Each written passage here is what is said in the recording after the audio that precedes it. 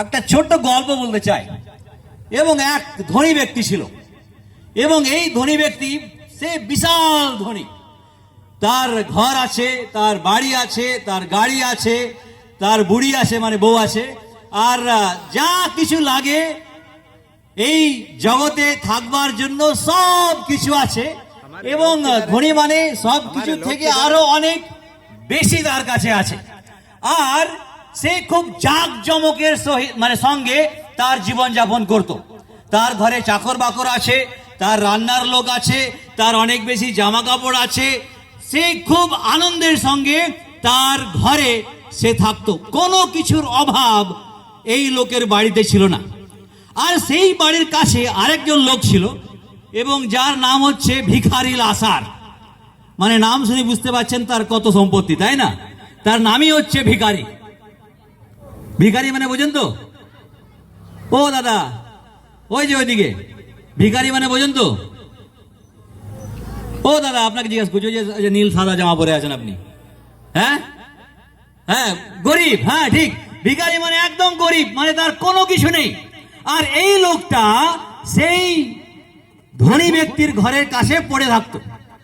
আর সেই ধনী ব্যক্তির ঘরে যা কিছু রান্না বান্না হচ্ছে, খাওয়া দাওয়া হচ্ছে, আর সেখান থেকে যদি কিছু বেঁচে যেত, যখন সেটাকে তারা ফেলে দিত, সেই ফেলা খাবারটাকে কুড়িয়ে সেই ভিখারিটা খেত এবং বাঁচবার চেষ্টা করত। একটা সময় আসলো, ভালো করে শুনবেন। সেই ভিখারির গায়ে এত ঘা হয়ে গেল যে মাঝে মাঝে ওই রাস্তার কুকুরগুলো এসে ওই ভিখারির ঘাগুলোকে চাটতো। তার খুবই খারাপ অবস্থা। কিন্তু সময় এমন আসলো, ঈশ্বরের বাক্য বলছে যে সেই ভিখারি লাসার একদিন মারা গেল। আর তারপর স্বর্গের দূত সেই ভিখারি লাসারকে তুলে নিয়ে গিয়ে স্বর্গে নিয়ে চলে গেল। আর কালক্রমে অল্প সময়ের মধ্যেই সেই ধনী ব্যক্তিও মারা গেল। আর মারা যাওয়ার পর তাকে অনেক জাঁকজমকের সঙ্গে তার শেষ যে কাজকর্ম, শেষ ক্রিয়া বলি আমরা, তাই না, সেটা তারা করলো। কিন্তু তার আত্মাটা নরকে গেল। নরকে মানে ঈশ্বরের কাছ থেকে অনেক দূরে চলে গেল। আর সেখানে সে খুব কষ্টের মধ্যে আছে। আর কষ্টে সে দূর থেকে দেখতে পাচ্ছে যে তার ঘরের বাইরে যে ভিখারিটা বসেছিল, যে ভিখারিটা সেই রাস্তার ফেলে দেওয়া খাবারগুলো কুড়িয়ে কুড়িয়ে খাচ্ছিল, যে ভিখারিটার গায়ে সে ঘা হয়ে গেছিল আর কুকুরগুলো সেই ঘা চাটতো, সেই ভিখারিটা স্বর্গে একজন মহান ব্যক্তির কোলে বসে আছে।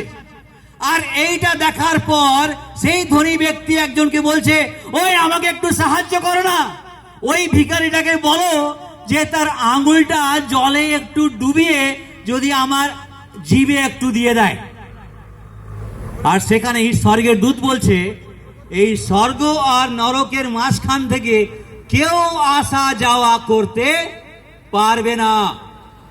আমি কেন এই গল্পটা বলছি? এই গল্পের মধ্যে একটা সত্য বিষয় রয়েছে। আর সেই সত্যটা হচ্ছে, সেই ধনী ব্যক্তিও মরেছে আর সেই ভিখারিও মরেছে, তাই না? ধনী ব্যক্তিও মরেছে আর ভিখারিও মরেছে। আমরা যারা এখানে আছি, আপনি যেই হন না কেন, আপনার বাড়িঘর থাকতে পারে, আপনার ঘরে চাকর থাকতে পারে, আপনার অনেক টাকা পয়সা থাকতে পারে, আপনি অনেক ধনী হতে পারেন, আপনার অনেক জাঁকজমকের সঙ্গে আপনি আপনার ঘরে বসবাস করতে পারেন। কিন্তু বাস্তব সত্যটা হচ্ছে যে এই মরণের হাত থেকে আপনি রেহাই পাবেন কেমন ভাবে? সেই ভিখারিটাও মারা গেছিল, সেও ভিখারিটাও মরণের হাত থেকে রেহাই পায়নি। কিন্তু কোনো কারণে সে স্বর্গে জায়গা পায় ঈশ্বরের সঙ্গে বসবাস করার জন্য। আজকে এই যে কথাটা বলতে চাই, এই যে স্বর্গে এবং নরকে আমরা আমাদের যে জায়গাটা ঠিক হয়, যে কোন জায়গায় আমরা গিয়ে থাকবো, এটা আমাদের টাকা পয়সা নির্ধারণ করে না। এটা আমরা কোন জায়গায় জন্মেছি তার উপর নির্ধারণ করে না। আমার সঙ্গে কারা বসবাস করে তার উপর নির্ধারণ করে না, আমি কতটা গরিব তার উপরও নির্ধারণ করে না, একটা জিনিসের উপর নির্ধারণ করে।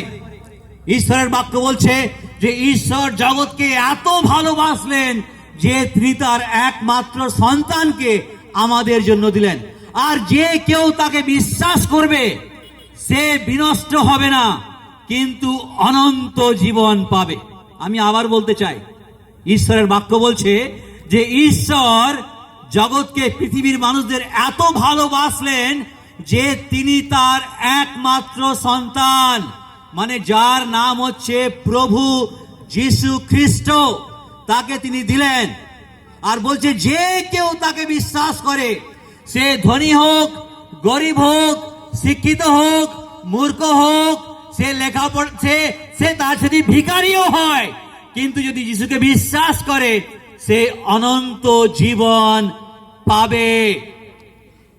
এই সুখবর, এই সুন্দর সংবাদ আমরা আপনাদের বলতে চাই।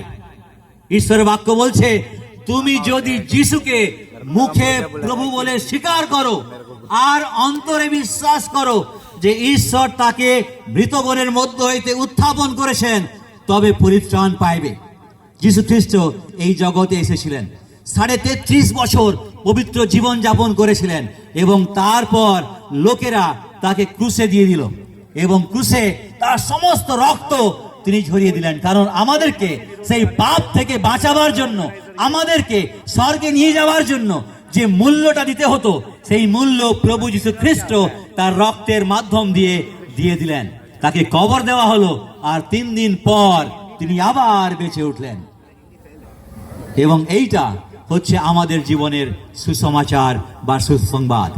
যদি আমরা যিশুকে বিশ্বাস করি, আমরা অনন্ত জীবন পেতে পারি। ঈশ্বর সবাইকে আশীর্বাদ করুক। बहुत बहुत धन्यवाद।